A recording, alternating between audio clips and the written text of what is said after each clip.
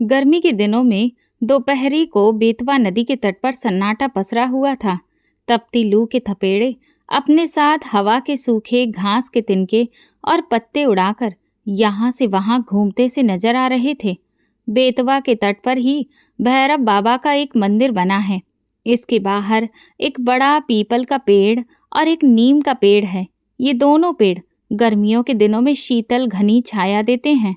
इसी कारण अक्सर पथिक यहाँ रुक जाते हैं और बाबा भैरवनाथ के दर्शन कर थोड़ी देर विश्राम करके आगे बढ़ जाते हैं।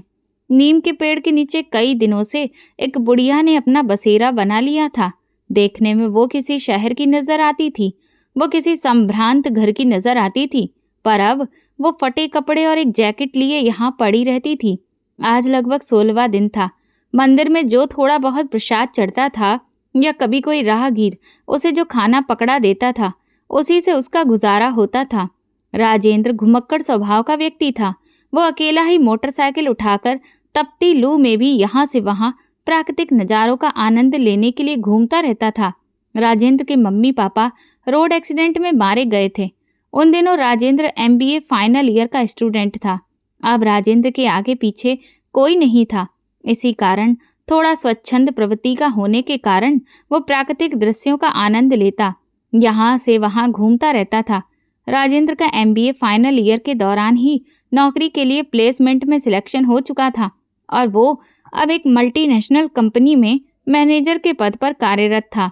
सप्ताहांत छुट्टी के शनिवार और इतवार को वो अपने दोस्तों और रिश्तेदारों के साथ यहाँ वहाँ घूमने में बिता देता था। आज वो उदयगिरी की गुफाएं देखने के लिए विदिशा अकेला ही निकल पड़ा। इतनी लंबी मोटरसाइकिल की ड्राइविंग उसके लिए एक आनंददायक यात्रा थी, कष्टदायक नहीं।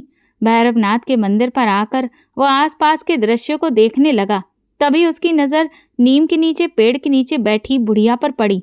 बुढ़िया के चेहरे में उसे एक अजीब सा आकर्षण और स्नेह नजर आया। शायद उसका मन हर बूढ़ी स्त्री में अपनी दादी को ही खोजता था।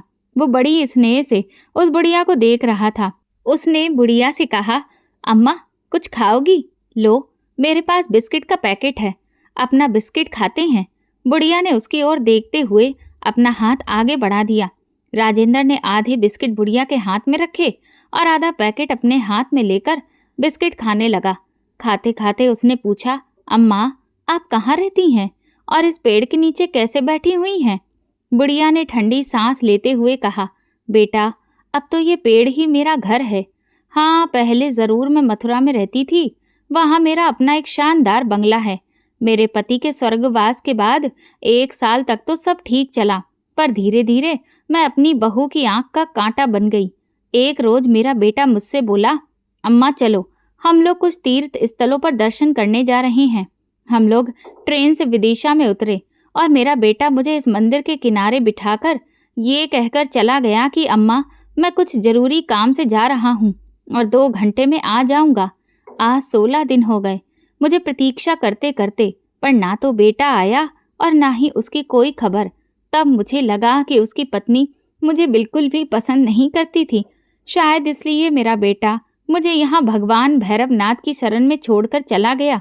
ये कहते हुए बुढ़िया की आंखें डबडबा आईं।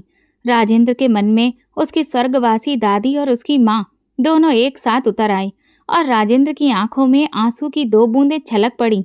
राजेंद्र माता पिता की मृत्यु के बाद घर पर एकदम अकेला हो गया था। उसे माता पिता के बिना घर खाने को दौड़ता था, इसीलिए वो घर में कम ही रहता और अपना दुख दर्द घूम कर कम करने की कोशिश करता रहता। उसने बुढ़िया से पूछा, अम्मा क्या आप मेरे साथ मेरे घर चलोगी? बुढ़िया ने कहा, बेटा जब मेरा अपना खून अपना बेटा जिसे 9 महीने अपनी कोख में रखा, जब वो ही मुझे नहीं रख सका तो तू मुझे अपने घर ले जाकर क्या करेगा? रहने दे बेटा, मुझ पर दया मत कर। मैं यहीं भगवान भैरवनाथ की शरण में अपने जीवन के शेष दिन गुजार लूंगी। राजेंद्र ने कहा, अम्मा मेरे माता पिता रोड एक्सीडेंट में स्वर्गवासी हो गए हैं और अब मेरे घर में मेरे अलावा और कोई नहीं है। आपकी शक्ल और बोलने का ढंग मेरी दादी से बहुत मिलता है। यदि आप मेरे साथ रहेंगी तो मेरे लिए कोई दिक्कत नहीं होगी, उल्टा मुझे एक सहारा ही मिल जाएगा। घर आने पर कम से कम देखने के लिए एक सूरत नजर आएगी। आपसे अगर बन सके तो मेरे लिए आप खाना बना दिया करना और घर देख लिया करना। आपको रहने को घर मिल जाएगा और मेरे लिए मेरी माँ और दादी की एक छाया। अम्मा ने कहा, बेटा, ये तुम्हें 2 मिनट का मोह हो रहा है। 1-2 दिन में मैं तुम्हें बोझ लगने लगूंगी और फिर तुम मुझे निकाल दोगे। ना बाबा ना, मैं यहीं भली हूँ, भगवान भैरवनाथ की शरण में। किसी को अपने माँ बाप बोझ लगते हैं, और दुनिया में कुछ लोग ऐसे भी हैं जिनके सिर से माँ बाप का साया हट जाता है। मुझे मेरी दादी बहुत प्यार करती थी और मेरे पापा मम्मी भी मेरी दादी को बहुत प्यार करते थे। आज मेरे घर में कोई नहीं है। मुझे मेरी मम्मी और दादी की बहुत याद आती है। मैं आप में अपनी दादी की ही छवि को देखता हूँ। मैं विश्वास दिलाता हूँ कि आप मुझे कभी भी बोझ नहीं लगेंगी। गहरी सांस लेते हुए राजेंद्र बोला। अम्मा का गला अवरुद्ध हो गया और उनकी आंखों में आंसू भर आए। वो कुछ ना बोल सकी। राजेंद्र ने अम्मा का हाथ पकड़ा और कहा, चलो अम्मा, शाम होने को है, अब घर चलते हैं।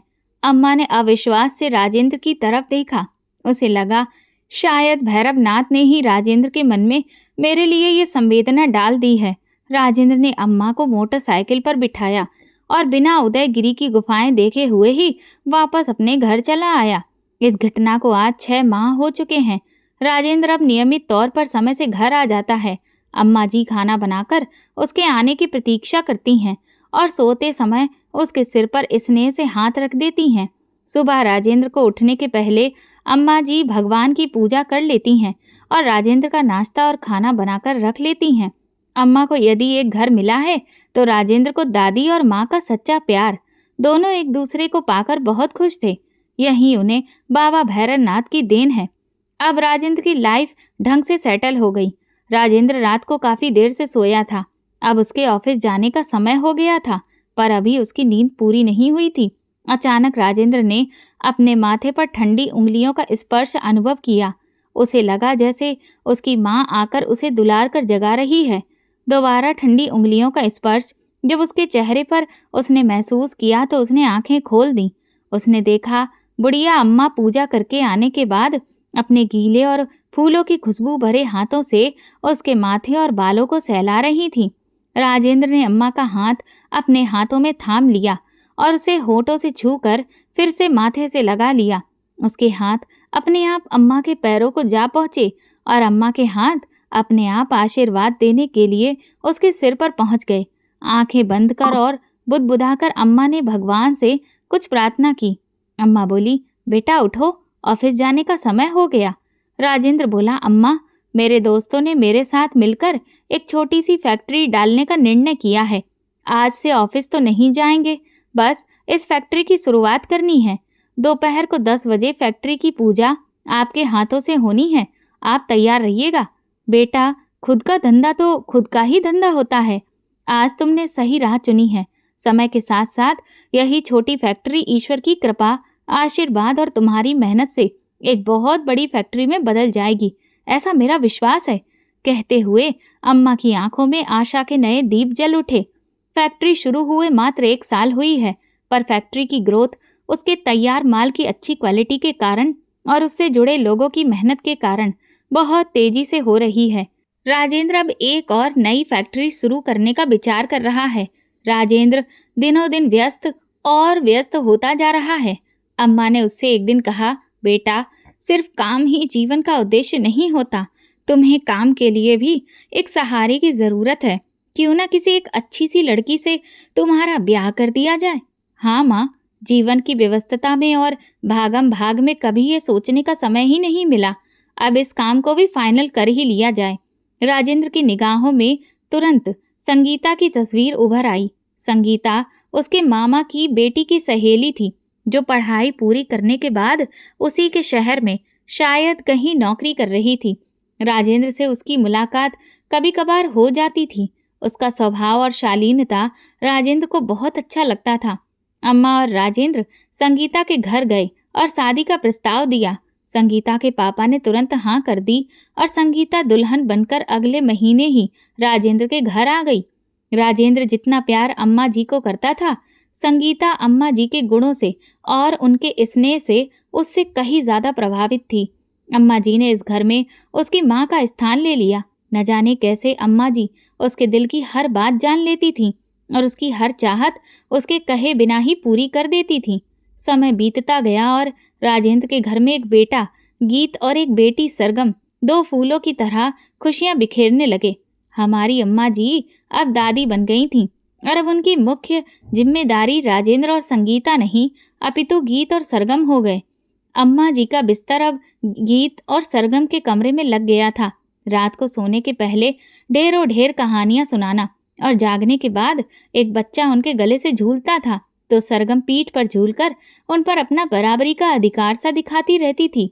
बच्चों का दोपहर का खाना बिना दादी माँ के हो ये संभव ही नहीं था। यदि बच्चे मम्मी पापा के साथ बाजार जाते तो वो जिद करके दादी माँ को अवश्य अपने साथ ले जाते। संगीता और राजेंद्र भी अपने दोनों बच्चों की जिम्मेदारी अम्मा जी को देकर एकदम बेफिक्र हो चुके थे। राजेंद्र अब एक बहुत बड़े उद्योगपति हो चुके थे। उन्हें संगीता के रूप में एक बहुत अच्छा बिजनेस पार्टनर और जीवन साथी मिला था। इसी वजह से उनका उद्योग साम्राज्य अब नई नई ऊंचाइयों को छू रहा था। उनके उद्योग के ब्रांच ऑफिस अब देश के लगभग सभी प्रमुख नगरों में स्थापित हो चुके थे, जिनमें अनेकों अनेक कर्मचारी काम करते थे। अम्मा जी का बेटा अंकित, जो उन्हें विदिशा के रेलवे स्टेशन पर उतारकर भैरवनाथ जी के मंदिर में छोड़ गया था, घर जाते समय अत्यंत अपराध बोध से ग्रसित था। अपनी निष्पाप और निरपराध माँ के साथ किया गया अन्याय उसे हर पल बिच्छू की तरह दंश देता रहता था। अपने गृह कलेश से दुखी होकर और अपनी पत्नी के साथ सुख से जीने की चाह में उसने माँ को छोड़ तो दिया था, पर उसका अंतर हाहाकार करता रह जाता, जिसे वो किसी से साझा भी नहीं कर पाता था। अब घर में उसकी पत्नी का एक छत्र राज्य था। घर के खर्चे और दुकान से फिजूल खर्ची के लिए पैसे निकालना अब उसी की इच्छा अनुसार होने लगा था। अनाप शनाप तरीके से बिजनेस मनी को निकालकर अनियंत्र उपयोग करने के कारण धीरे धीरे उसका जमा जमाया व्यवसाय, जो पिता के द्वारा खड़ा किया गया था, मंदा पड़ने लगा और घाटे में जाने के कारण अंततः एक दिन उसने दुकान बंद कर दी। अंकित की दुकान बंद करने के बाद के कुछ दिन बड़ी कठिनाई में गुजरे। अब अंकित को और उनकी पत्नी को दाल आटे का भाव पता चलने लगा और अब फिजूल खर्ची का तो कोई सवाल ही नहीं था। उसके किसी दोस्त ने, जो कि एक बड़ी कंपनी में काम करता था, अपनी सिफारिश पर उसकी नौकरी अपनी कंपनी में लगवा दी और इस तरह से अंकित की गाड़ी फिर से चल निकली। अब तक अंकित के भी 2 बच्चे हो चुके थे। एक बार ठोकर खाने के बाद अंकित अब कंपनी में भी बहुत मन लगाकर काम का साथ काम करता था। बुद्धिमान तो वो था ही, मन लगाकर काम करने के कारण फैक्ट्री में उसे उचित सम्मान मिलने लगा। अब वो अपनी फैक्ट्री का एक महत्वपूर्ण कर्मचारी हो गया। अंकित की कंपनी में स्थापना की सालगिरह का वार्षिकोत्सव था। सभी एम्प्लॉयज की परफॉर्मेंस के आधार पर पुरस्कार वितरण होना था। अंकित मेहनती तो था ही, योग्य भी था। उसे भी योग्यता के लिए पुरस्कार मिलना था। ये पुरस्कार उनकी कंपनी के मालिक के द्वारा दिया जाना था। नियत तिथि को पुरस्कार वितरण समारोह शुरू हुआ। ये पहली बार था जब मथुरा के एम्प्लॉय अपने मालिक, अपनी कंपनी के मैनेजिंग डायरेक्टर से रूबरू हो रहे थे। आज उनकी फैक्ट्री में और उनकी कंपनी में विशेष दिन था। मैनेजिंग डायरेक्टर अपनी माँ और बच्चों के साथ प्रोग्राम में शिरकत करने के लिए आ रहे थे। प्रोग्राम शुरू हुआ और पुरस्कार वितरण के लिए मैनेजिंग डायरेक्टर साहब से अनुरोध किया गया। मैनेजिंग डायरेक्टर स्टेज पर आए और उन्होंने कहा, आज हमारी कंपनी जो कुछ भी है हमारी अम्मा जी के आशीर्वाद से है, अम्मा जी की प्रेरणा से है। मैं पुरस्कार वितरण करने का सही अधिकारी नहीं हूँ। मैं अम्मा जी से अनुरोध करता हूँ कि कृपया वो आएं और अपने हाथों से हमारे सभी प्रतिभागियों को पुरस्कार वितरण करें। अम्मा जी स्टेज पर आईं। उनकी स्मृतियों में ये शहर फिर से जीवंत हो उठा। इसी मथुरा शहर में तो वो ब्याह कर आई थीं। यहीं उनका बेटा था और यहीं उनकी हवेली भी। यहाँ की गली गली और द्वारिकाधीश कृष्ण जन्मभूमि, भूतेश्वर और ना जाने कितने मंदिर, जहाँ वो दर्शन करने अपने परिवार के साथ जाती थीं, उनकी आंखों के सामने जीवंत हो उठे। अम्मा जी की आंखों से अश्रुधारा बह निकली। वे अपनी आंखें पोंछते हुए स्टेज पर आईं। अनाउंसर प्रतिभागियों के नाम बोलते गए और अम्मा जी उन्हें एक एक कर पुरस्कार देती गईं। तभी अनाउंसर ने एक और नाम पुकारा, अंकित जायसवाल। अम्मा जी के चेहरे पर ये नाम सुनकर न जाने कितने भाव आए गए। सामने आने वाला व्यक्ति कुछ पहचाना सा लग रहा था, परिचित सा लग रहा था। अम्मा जी ने ध्यान से देखा, सचमुच में उनका ही तो बेटा था अंकित। अंकित जायसवाल, जो उन्हें तीर्थ यात्रा का झांसा देकर विदिशा के भैरवनाथ मंदिर में बड़ी बेदर्दी से छोड़ गया था। एक बार भी उसे अपनी माँ का ख्याल नहीं आया था। शायद तड़प तड़प कर मर गई होती मैं, यदि मेरा बेटा राजेंद्र मुझे ना ले आता। अम्मा जी की आंखों में प्यार और नफरत एक साथ उभर आए। उन्हें ऐसा महसूस हुआ जैसे सारी दुनिया तेज घूम रही हो। बड़ी मुश्किल से उन्होंने अपने आप को संभाला। अम्मा जी ने अपरिचित की तरह अंकित को पुरस्कार थमा दिया और अपना मुंह दूसरी तरफ कर लिया। अंकित ने ध्यान से देखा, पुरस्कार देने वाली महिला कोई और नहीं, उसकी अपनी माँ थी। देखते ही उसके होश उड़ गए, पसीने छूट गए थे उसके। वो माँ के पैरों में गिर पड़ा। उसे विश्वास ही नहीं होता था कि इतने बड़े साम्राज्य की अधिशास्त्री उसकी माँ ही है। अंकित ने हाथ जोड़कर माँ से माफी मांगी और कहा कि माँ, चलो घर चलना है। माँ ने कहा, कैसी माँ, कैसा घर? मेरा तो बेटा उसी दिन मर चुका जिस दिन मुझे बेतवा नदी के किनारे छोड़कर आया था। आज के बाद ना मैं तुम्हारी माँ और ना ही तुम मेरे बेटे हो, कहकर अम्मा जी पुरस्कार वितरण बीच में ही छोड़कर अपनी सीट पर जा बैठी। अंकित माफी मांगता रहा, लेकिन उसकी तरफ अम्मा ने देखा तक नहीं और कुछ समय पश्चात मुंह मोड़कर वापस राजेंद्र के साथ चली गई। अंकित जायसवाल शुरू से ही अपनी माँ का बड़ा लाडला था, पर था वो एक कमजोर मानसिकता का व्यक्ति। जब उसकी शादी जया से हुई तो शुरू में तो सब ठीक ठाक चला, पर जया को भी एहसास हो चुका था कि अंकित एक कमजोर व्यक्तित्व का व्यक्ति है और इस पर अपना पूरा नियंत्रण किया जा सकता है। अंकित के पिता की मौत के बाद घर और दुकान की सारी जिम्मेदारी अंकित के ही पास आ गई।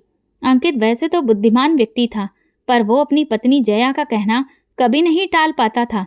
वो उसकी सभी सही और गलत मांगे हमेशा पूरी करता रहता था। अंकित के पिता सेठ रोशन लाल मथुरा की एक जानी मानी हस्ती थे। उनकी किराने की और ड्राई फ्रूट्स की एक बहुत बड़ी दुकान थी। रोशन लाल मितव्ययी व्यक्ति थे और पैसे को संभाल कर खर्च करना जानते थे। वे पैसे की कदर करते थे और पैसा उनकी। इसी कारण घर में बहुत सुख समृद्धि थी, जो उनकी मृत्यु के बाद भी कायम थी। जया का भाई जितेंद्र भी अपने पिता का बिजनेस संभाले हुए था, पर उसके कपड़े के व्यवसाय में बहुत घाटा हो गया था। अपनी दुकान संभालने के लिए उसे बहुत सारे पैसे की सख्त जरूरत थी और पैसा मिलने का एक ही साधन था, वही सबसे सरल साधन भी था, वो था जया। अपनी बहन का घर वो जया के पास पैसे मांगने आया। इतने सारे पैसे का इंतजाम जया अंकित की मदद लिए बिना नहीं कर सकती थी। जब उसने अंकित से 5 लाख रुपए अपने भाई जितेंद्र को देने की बात कही तो अंकित सोच विचार में पड़ गया। शाम को अंकित ने ये सारा घटनाक्रम अपनी माँ को सुनाया। माँ बहुत समझदार थी। उन्होंने कहा, बेटा, अभी तुम्हारे खुद का व्यवसाय उतना अच्छा नहीं चल रहा है जितना तुम्हारे पापा के समय में चला करता था। इस समय इतना सारा पैसा व्यवसाय से निकालना व्यवसाय को हमेशा हमेशा के लिए खत्म कर देगा। यदि 10-50 हजार की बात है तो तुम अपने साले को तुरंत पैसे दे सकते हो, पर इतना रुपया व्यवसाय से निकाल कर देने की मैं तुम्हें कभी भी आज्ञा नहीं दूंगी। जीवन में पहली बार अंकित ने माँ का हवाला देते हुए बड़े साहस से जया को 5 लाख रुपए देने से मना कर दिया और उसका भाई मुंह लटकाकर वापस चला गया। बस उसी दिन से जया अपनी सास राज दुलारी की जानी दुश्मन बन गई और हर छोटी छोटी बात पर उसने उसे असहाय विधवा को टोचना कचोटना शुरू कर दिया। और तो और वो उसके खाने में भी कभी नमक ज्यादा डाल देती और कभी उसकी सब्जी की कटोरी में ढेर ढेर मिर्ची डाल देती। जब वो पूजा के लिए और भजन के लिए बैठती तो जया जोर जोर से अपने फिल्मी गाने म्यूजिक सिस्टम पर बजाने लगती। उनकी छोटी सी गलती पर वो उनसे ऐसा व्यवहार करती जैसे कोई नौकरों से भी नहीं कर सकता था। जया को हर पल यही एहसास होता कि ये राज दुलारी ही है जिसके कारण उसके भाई का व्यवसाय ठीक से नहीं जम पाया। जब इस बुढ़िया ने मेरे भाई का ही भला नहीं होने दिया तो ये तो अब मेरी आंख का कांटा बन गई है, जिसे किसी न किसी तरह से निकाल फेंकना होगा। यही विचार उसके मन में राज दुलारी के प्रति जहर घोलता रहता था। राज दुलारी हमेशा खामोश रहती थी। वो अपनी बहू के व्यवहार से बहुत परेशान आ गई थी। बहू का घटिया व्यवहार और कटु वचन से उनका दिल छलनी छलनी हो जाता था। वो अपने बेटे और बहू को बद्दुआ भी नहीं दे सकती थी। वो कुछ भी नहीं कर सकती थी। बस अकेले गिरधर गोपाल जी की मूर्ति के सामने खड़े होकर और हाथ जोड़कर अपनी मौन अश्रुधारा से ही अपनी सारी शिकायत और व्यथा उन्हें सुनाती रहती थी। अंकित चाहकर भी अपनी माँ का पक्ष नहीं ले पाता था। अब अपनी सास की एक एक बात में जया 100-100 नमक मिर्च लगाकर अपने पति को दुकान से लौटने पर सुनाती रहती थी। और अंकित भी अपनी उस माँ को, जिसे वो जान से भी ज्यादा प्यार करता था, बहुत जली कटी बात सुना देता था और तरह तरह से अपमानित करता था। वो सोचता था कि शायद ऐसा करने से जया का गुस्सा कुछ कम हो जाए और घर में शांति बनी रहे। एक दिन जब राजदुलारी गैस पर कढ़ाई में सब्जी बना रही थी तो उन्हें चक्कर आने लगा। अनजाने में ही गैस पर बन रही उबलती सब्जी उनकी कलछी से छिटक कर वहीं पास में ही खड़ी जया के पेट पर आकर गिर गई। जया ने घर में महाभारत मचा दिया और बेचारी राजदुलारी अपनी अनजाने में हुई गलती पर क्षमा मांगती ही रह गई। वो गलती जो उनसे अनजाने में हो गई थी, जया की निगाह में क्षमा के योग्य थी ही नहीं। शाम को जब अंकित दुकान से घर आया तो जया ने बताया कि उसकी माँ अब उसकी जान की दुश्मन हो गई है और आज उन्होंने उबलती सब्जी उसके ऊपर फेंक कर मारी। उनको वो कल को उसे जहर देकर भी मार सकती है। अब इस घर में या तो मैं रहूंगी या फिर आपकी माँ। ये कहकर कैकई की तरह अपने पति का हाथ झटक कर जया अपने कमरे में बंद होकर बैठ गई। अंततः कमजोर मानसिकता वाले अंकित के सामने एक ही रास्ता बचकर रह गया था। वो था अपनी माँ का परित्याग। यदि वो अपनी माँ को वृद्ध आश्रम में छोड़ता है तो उसे समाज की जग हंसाई का भय था। इसलिए उसने तीर्थ यात्रा जाने की बात अपनी माँ से की और माँ को विदिशा स्टेशन के पास बाबा भैरवनाथ के मंदिर में छोड़कर चला गया। माँ को इस तरह असहाय छोड़कर आने के बाद अंकित एकदम बेसहारा हो गया और उसका मन उसे हर पल इस अपराध के लिए कचोटता रहता। अब जया पैसे खर्च करने के लिए पूरे तरीके से स्वतंत्र थी। उसने अंकित पर दबाव बनाकर छल से और प्यार से 5 लाख रुपए की पूंजी व्यवसाय से निकालकर अपने भाई जितेंद्र को दिलवा दी। उन दिनों इतनी पूंजी किसी व्यवसाय के लिए एक बहुत बड़ी पूंजी हुआ करती थी। इतनी पूंजी निकलने के बाद अंकित के व्यवसाय की गति धीमी और धीमी होती चली गई और धीरे धीरे अंकित को घाटा उठाने के कारण अपनी दुकान बंद करनी पड़ी। घर में 2-2 बच्चों का बोझ और नाकारा पत्नी, अंकित का जीना दुश्वार हो गया। गरीबी के उन दिनों में उसके किसी परिचित ने उसे एक फैक्ट्री में काम दिलाया और इसी फैक्ट्री में जब उसे अपनी माँ के हाथ से पुरस्कार मिला तो वो बहुत चकरा गया। माँ के द्वारा उसकी घोर उपेक्षा उसे अपनी अक्षम्य करनी का एहसास दिला गई और वो घाव जो उसने माँ को त्रास देकर अपने मन में बनाया था, अब इस चोट से नासूर बन गया। वो अपने दुख को ना तो अपनी पत्नी से साझा कर सकता था और ना ही दोस्तों से, क्योंकि कोई भी दोस्त ऐसे किसी दुष्ट पुत्र को इतनी गंदी हरकत करने पर पसंद नहीं कर सकता। वो इतवार का दिन था, उसके ऑफिस की छुट्टी थी। अंकित अपनी पत्नी के साथ स्कूटर से राधा गोपाल जी की पहाड़ी स्थित मंदिर पर दर्शन के लिए गया। जैसे ही वो भगवान की मूर्ति के सामने हाथ जोड़कर और आंखें बंद कर प्रार्थना करने लगा तो उसे ऐसा लगा जैसे भगवान भी कुटिल दृष्टि से उसके द्वारा किए गए भयानक पाप के लिए हंस रहे हों। घबराकर उसने आंखें खोल ली। मंदिर से घर की ओर स्कूटर से लौट रहे अंकित की मानसिक स्थिति अपराध बोध से और अपने खुद के द्वारा किए गए अपनी माँ को असहाय छोड़ने के कुकर्म से इतनी व्यथित हो गई कि उसे सामने से आता हुआ ट्रक भी दिखाई नहीं दिया। तेज धड़ाके के साथ स्कूटर ट्रक से टकराया और जया और अंकित दूर तक ट्रक में उलझे स्कूटर के साथ घिसटते चले गए। अंत में ट्रक का पहिया अंकित के सिर के ऊपर से होता हुआ गुजर गया और उसके सिर का कचूमर निकल गया तथा जया का एक हाथ और एक पैर पहिए के नीचे दबकर हमेशा के लिए शरीर से अलग हो गए। जब होश आया तो जया दहाड़े मार मार कर रोने लगी। घर पर दोनों बच्चों की देख रेख के लिए अब कोई भी नहीं था। जया के मायके से उसका भाई जितेंद्र आया तो सही, पर उसे लगा कि ऐसी स्थिति में अभी हाल ही में उसे उधारी के लिए हुए पैसे वापस करने होंगे। ये सोचकर वो ये एक दिन अपनी बहन के पास रहकर और बहाना बनाकर घर वापस लौट गया। अंकित के दोस्त भूषण ने, जो उसके साथ फैक्ट्री में काम करता था, सारे घटनाक्रम की जानकारी मैनेजर को दी। मैनेजर ने फोन से पूरी जानकारी अपने मालिक और डायरेक्टर राजेंद्र को दे दी। जब राजेंद्र फोन पर मैनेजर से बात कर रहा था तो राजदुलारी वहीं टेबल पर बैठकर उसके साथ नाश्ता कर रही थी।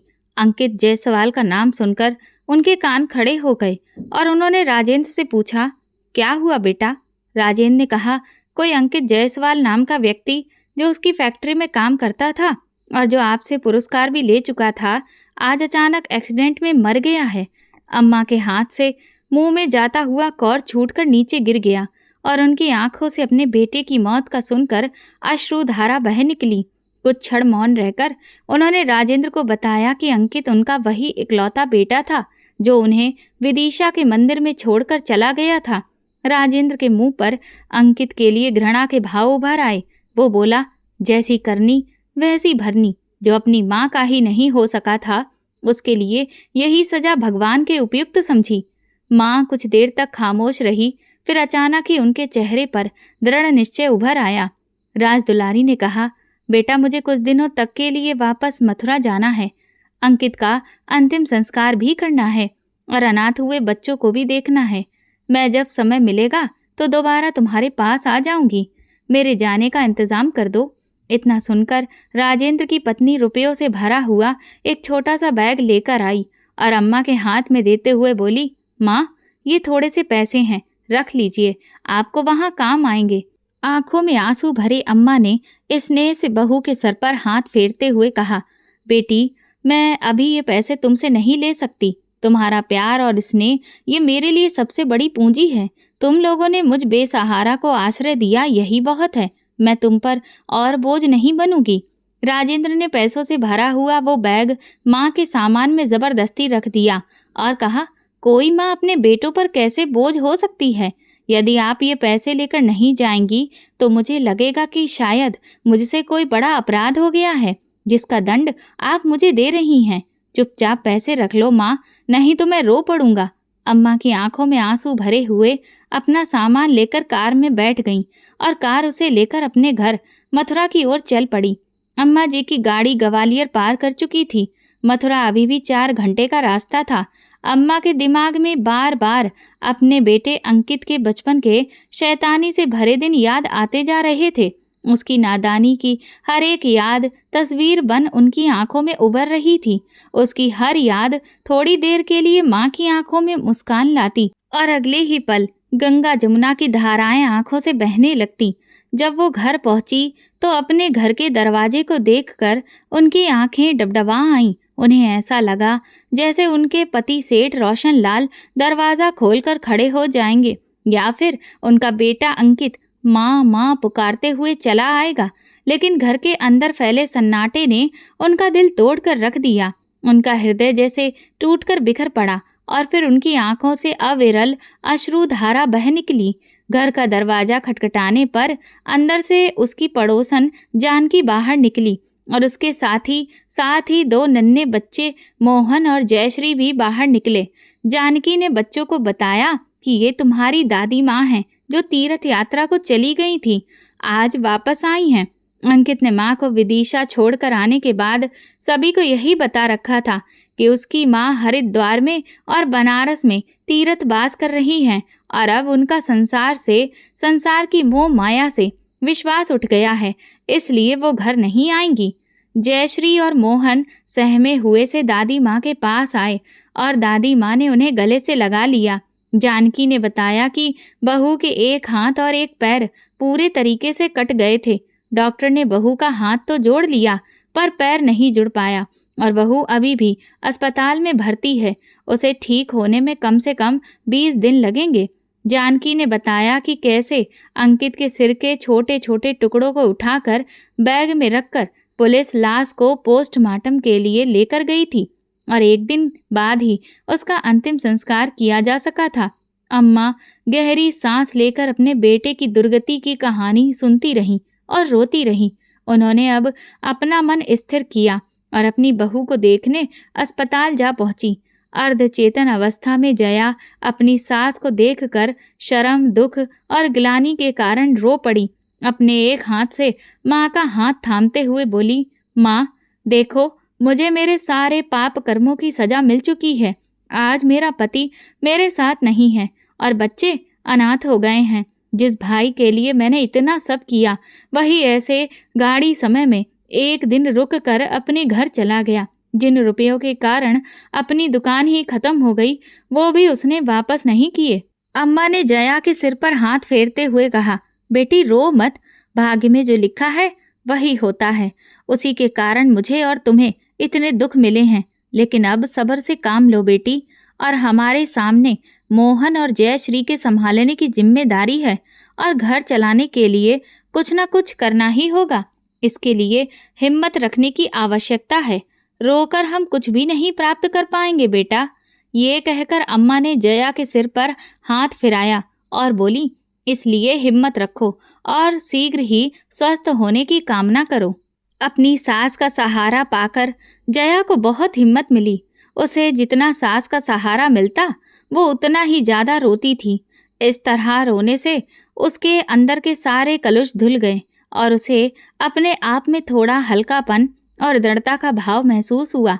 जब तक जया अस्पताल में थी, अम्मा ने अपने पति सेठ रोशन लाल के मुंशी जी को बुलवा भेजा और अपनी बंद दुकान की सफाई करवाने को कहा तथा राजेंद्र के दिए हुए रुपए उन्हें देकर बोली, मुंशी जी, बाजार से थोड़ा थोड़ा सामान सभी अपनी दुकान चलाने के लिए उठा लो। हमें ज़्यादा किसी से उधार नहीं लेना है। जितना होगा उसमें एक छोटी सी दुकान चलाएंगे और बच्चों का जीवन संभालेंगे। मैं खुद अब दुकान पर बैठूंगी और आपकी मदद से हम अपना धंधा फिर से खड़ा करेंगे। मुंशी जी की आंखों में खुशी के आंसू आ गए और वो पैसे लेकर गए और उससे जो थोड़ा बहुत सामान आ सकता था, उसे खरीदकर नए सिरे से किराने की दुकान शुरू कर दी।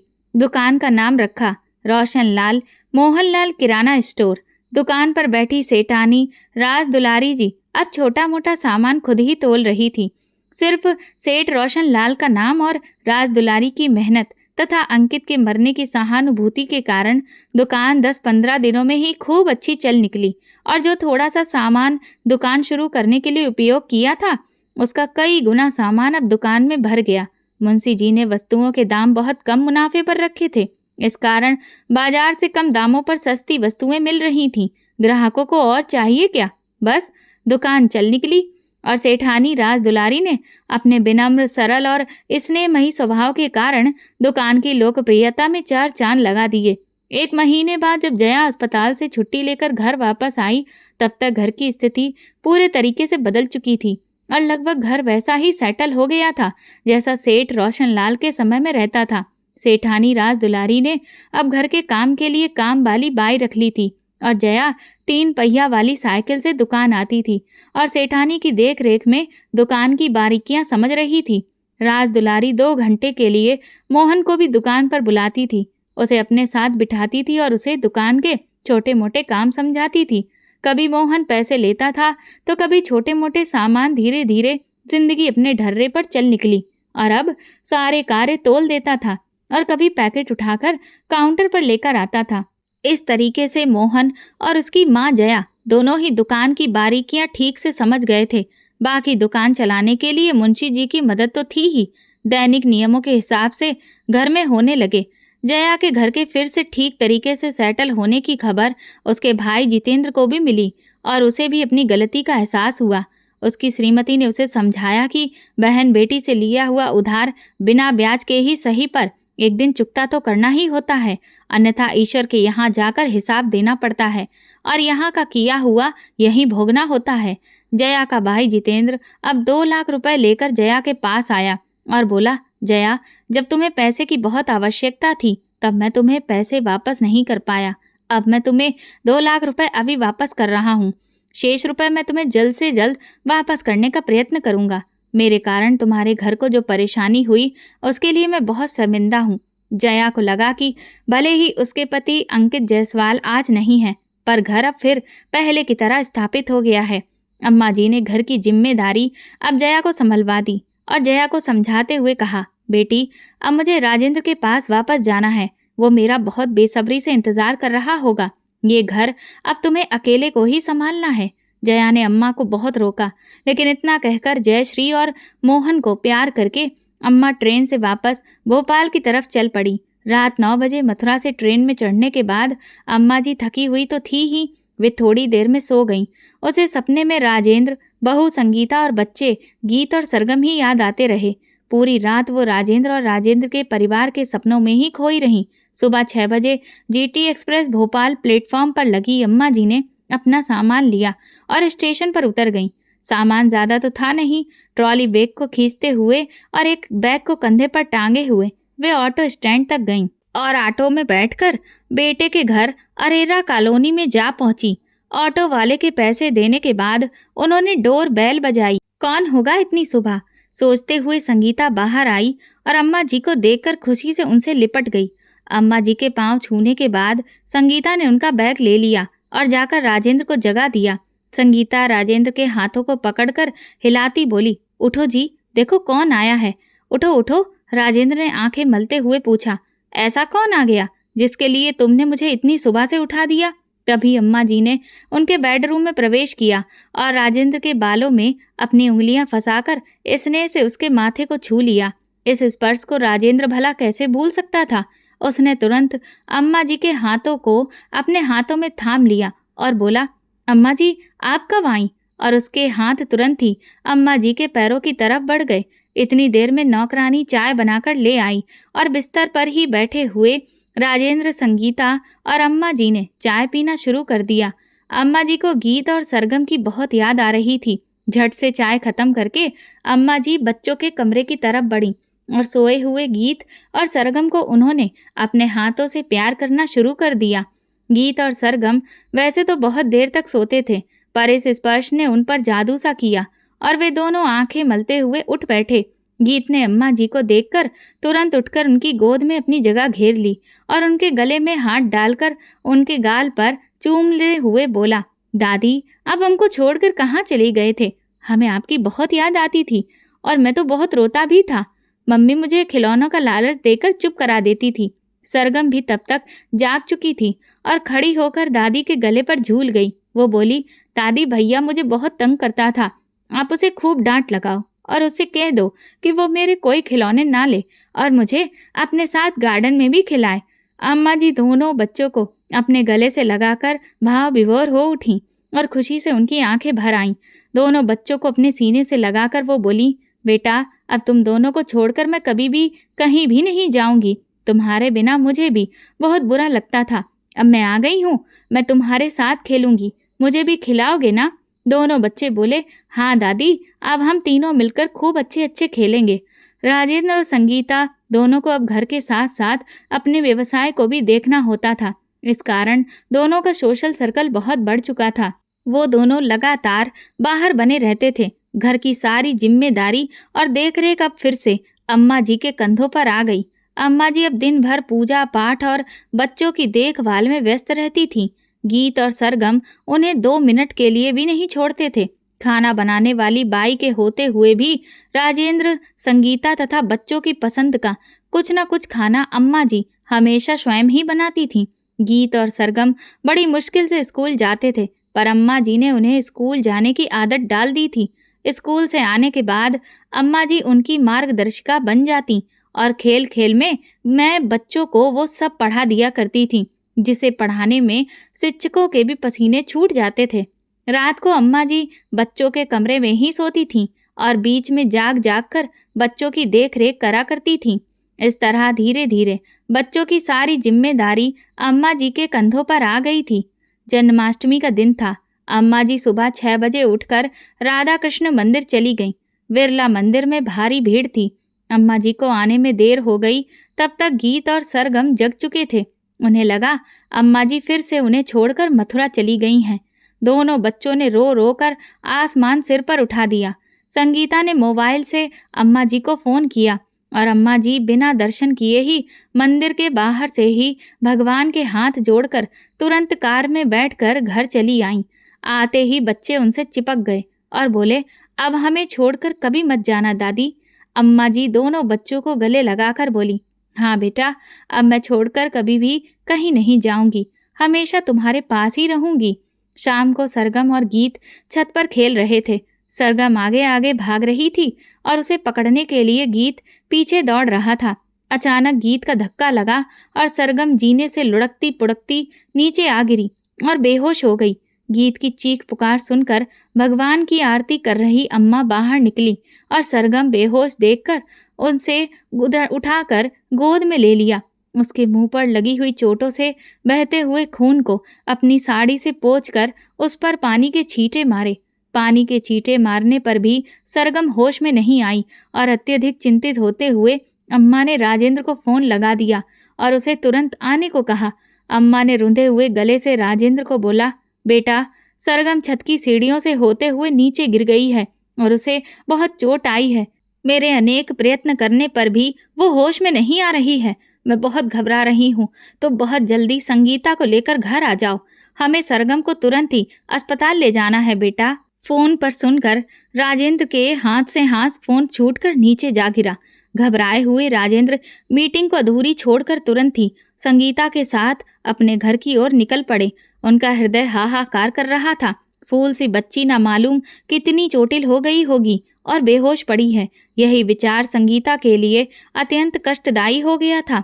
रोते रोते उसका बुरा हाल था। संगीता ड्राइवर को कार और तेज चलाने के लिए कह रही थी। घर पहुंचने पर वो कार से उतरकर भागते हुए ड्राइंग रूम में आए। वहां पर अम्मा जी बेहोश सरगम को गोद में लिए हुए शून्य में ताकती सी बैठी हुई थी।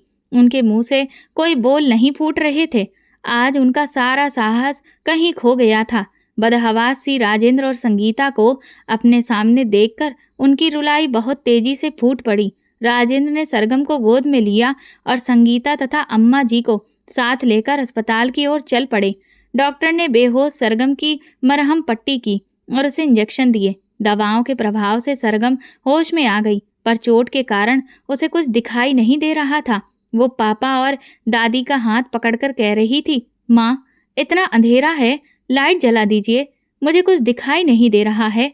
पापा, लाइट जलाओ, मुझे बहुत डर लग रहा है, मैं अंधेरे में बिल्कुल नहीं रह पाती। दादी, मुझे उजाले में ले चलो, मुझे बहुत डर लग रहा है। सरगम से ये सुनकर डॉक्टर ने उसकी आंखों को चेक किया और एमआरआई सहित अन्य टेस्ट भी किए। अंत में इस निष्कर्ष पर पहुंचे कि मस्तिष्क और आंखों की चोट के कारण सरगम अपनी दृष्टि खो चुकी है और शायद वो अब कभी देख भी नहीं पाएगी। घर के सभी सदस्यों तथा डॉक्टर और नर्स सभी के चेहरे पर एक वेदना और उदासी साफ देखी जा सकती थी। हताश से राजेंद्र और संगीता ने अपोलो हॉस्पिटल के डॉक्टरों से भी संपर्क किया।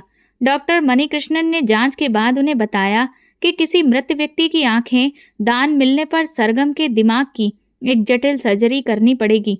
नए कॉर्निया और मस्तिष्क की दृष्टि तंतुओं के ऑपरेशन से ही सरगम शायद दोबारा देखने के योग्य हो सकेगी। अम्मा जी अब लाचार और बेबस सरगम को एक पल के लिए भी अकेले नहीं छोड़ती थी। संगीता और राजेंद्र अपने पूरे प्रयास कर रहे थे, पर सरगम के लिए आंखों का इंतजाम नहीं हो पा रहा था। राजेंद्र अपने धन का उपयोग भी करके आंखों का इंतजाम नहीं कर पा रहे थे। सरगम थी कि अत्यधिक मायूसी से अपने माँ पापा से या दादी से चिपकी रहती थी। उसे अंधेरे से अभी बहुत डर लगता था, पर अब तो उसका जीवन ही अंधकारमय हो चुका था। अम्मा जी सरगम के लिए भगवान से लगातार प्रार्थना करती रहती थीं। अम्मा जी ने अपने बेटे के मरने पर भी तथा उसके घर को फिर से सेट करने के लिए भी ईश्वर से कोई प्रार्थना नहीं की थी, पर सरगम के लिए उन्होंने प्रार्थना के साथ साथ व्रत और उपवास भी शुरू कर दिए। उनका आहार भी बहुत कम होता गया। हर पल उनकी आंखों में आंसू भरे रहते। लाखों प्रार्थनाओं के बावजूद भी ईश्वर ने उनकी एक न सुनी। एक दिन अम्मा दृढ़ निश्चय के साथ राधा कृष्ण मंदिर पहुंची और भगवान के आगे हाथ जोड़कर मन ही मन में बोली, भगवान, मेरी सरगम ने आपका क्या बिगाड़ा था जो उसे जीवन भर का अंधकार दे दिया? यदि मेरी आप में एक लेश मात्र भी भक्ति है तो उसी का वास्ता देकर मैं आज आपसे मेरी बेटी की आंखें मांगती हूँ। मेरी सरगम की आंखें दे दो भगवान, चाहे उसकी एवज में भले ही मेरी जान भी ले लो, पर आज मेरी लाज रख लो प्रभु। मन में ऐसी प्रार्थना करते हुए उनकी आंखों से अविरल आंसू धारा बहने लगी। अचानक मूर्ति के सिर पर रखा गेंदा का फूल उनके प्रार्थना करते हुए हाथों में आ गिरा। इसे भगवान का आशीर्वाद समझकर अम्मा ने अत्यंत हर्षित हो गईं। उन्हें पूरा विश्वास हो गया कि अब सरगम की आंखें अवश्य ठीक हो जाएंगी। उसे इसी खुशी में भगवान को बारंबार प्रणाम करके तथा फूल को हाथों में लेकर उससे सरगम को देने के लिए अम्मा जी अत्यंत खुशी में तेजी से मंदिर की 108 सीढ़ियां उतरने लगी। अत्यंत क्राशकाय और व्रत और उपवास के कारण बेहद निर्बल हो चुकी राज दुलारी सीढ़ियों से धड़ाम से फिसलती हुई नीचे जा गिरी और बेहोश हो गईं। आसपास के लोगों ने उन्हें उठाकर सरकारी अस्पताल में भेज दिया। बड़ी मुश्किल से अम्मा जी को होश आया। होश में आते ही करहाती आवाज में उन्होंने राजेंद्र को बुलाने के लिए डॉक्टर को कहा। राजेंद्र शहर की जानी मानी हस्ती थे, उन्हें डॉक्टर भी जानते थे। तुरंत उन्होंने फोन लगाकर राजेंद्र को बुलवा लिया। अम्मा जी की तबीयत क्षण प्रतिक्षण खराब होती जा रही थी। राजेंद्र संगीता दोनों ही अम्मा जी के हाथ अपने हाथ में लेकर रो पड़े। उन्हें डॉक्टर ने बता दिया था कि अम्मा जी अब बच नहीं सकेंगी और वो कुछ क्षण की मेहमान हैं। जैसे बुझते हुए दीपक की लौ अंतिम समय में बहुत तेज हो जाती है, उसी तरीके से अम्मा जी अंतिम समय में पूरी चेतना में आ गईं। उन्होंने राजेंद्र संगीता को अपने गले से लगा लिया और बोली, राधा कृष्ण ने मेरी मन मांगी मुराद पूरी कर दी। मैंने अपनी जान देकर भी सरगम के लिए आंखें मांगी थी। भगवान ने मेरी सुन ली। मेरे जाने के बाद मेरी आंखें सरगम को अवश्य लगा देना, ताकि मैं हमेशा हमेशा उन्हीं आंखों से तुम सबको देख सकूं। राजेंद्र संगीता बिलक बिलक कर रो रहे थे, पर अम्मा जी के चेहरे पर एक दिव्य नूर था। संगीता तथा राजेंद्र के हाथ थामे हुए उन्होंने राधे जी कृष्ण कहते हुए अपने प्राण त्याग दिए। सबको रोता छोड़कर अम्मा जी जल बसी। राजेंद्र अम्मा की मौत से दहाड़े मार कर रोया। डॉक्टर ने तुरंत उनकी आंखें निकालकर सुरक्षित कर लीं और राजेंद्र ने अपोलो अस्पताल के डॉक्टर मणि कृष्णन को फोन करके अम्मा जी की आंखें डोनेट करने की जानकारी दे दी तथा उन्हें फ्लाइट से तुरंत आने का अनुरोध किया। डॉक्टर मणि कृष्णन को केस की पूरी जानकारी थी, इसलिए बच्ची के भविष्य को ध्यान में रखते हुए वो उसी दिन दोपहर तक भोपाल आ गए और सरगम का जटिल ऑपरेशन शुरू कर दिया। लगभग 6 घंटे तक डॉक्टर ऑपरेशन में लगे रहे। जब वो ऑपरेशन थिएटर से बाहर निकले तो उन्होंने राजेंद्र और संगीता को बधाई देते हुए कहा, ये अत्यंत जटिल ऑपरेशन था, पर शायद ईश्वर की कृपा थी कि ये सफल हो गया। आपकी बेटी अब फिर से देख पाएगी। 1 सप्ताह बाद आज सरगम की आंखों की पट्टी खुलने थी। डॉक्टर ने सरगम से पूछा, तुम सबसे पहले किसे देखना चाहोगी?